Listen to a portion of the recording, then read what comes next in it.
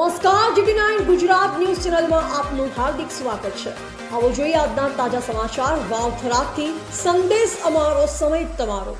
GT9 Gujarat news ચેનલને share કરો, subscribe કરો ને કમેન્ટ કરો।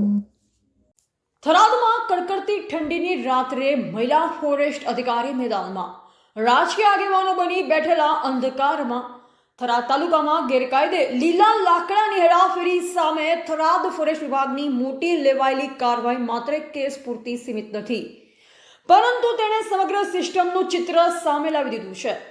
કડકડતી ઠંડી અને રાત્રિના અંધકારમાં પણ મહિલા ફોરેસ્ટ અધિકારી જાતે ઘટના સ્થળે પહોંચી કાર્યવાહી હાથ ધરી, જે તેમની નિર્ભયતા, ફરજ પ્રત્યેની નિષ્ઠા અને ઈમાનદારીનું જીવંત ઉદાહરણ છે।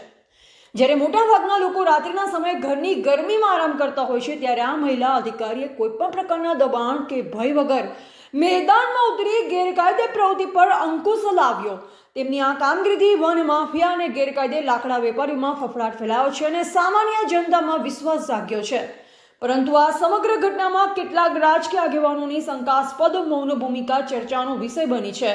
જનહિત અને પર્યાવરણ બચાવની વાતો મંચ પરથી કરનારા આ આગેવાનો આવી ગંભીર બાબતોમાં કેમ નિષ્ક્રિય રહે છે?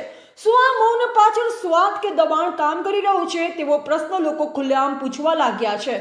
આ ઉપરાંત અમુક બની બેઠેલ પત્રકારોની ભૂમિકા પણ નિંદનીય ગણાઈ રહી છે।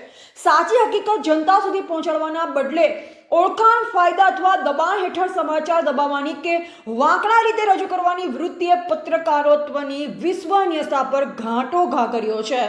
એક બાજુ મહિલા ફોરેસ્ટ અધિકારી રાત્રિના કપરા સંજોગોમાં પણ ફરજ પર અડગ છે, ત્યારે બીજી બાજુ સત્તા અને કલમ ધરાવતા કેટલાક લોકો માત્ર દર્શક બની રહ્યા છે। આ ઘટનાએ સ્પષ્ટ સંદેશ આપ્યો છે કે સાચી સેવા પદથી નહીં, પરંતુ હિંમત અને નિષ્ઠાથી થાય છે અને જનતા હવે આવા ઈમાનદાર અધિકારીઓ સાથે ઊભી રહેવા તૈયાર છે। Bureau report, Ranabhai Paregi, Vav Tharad.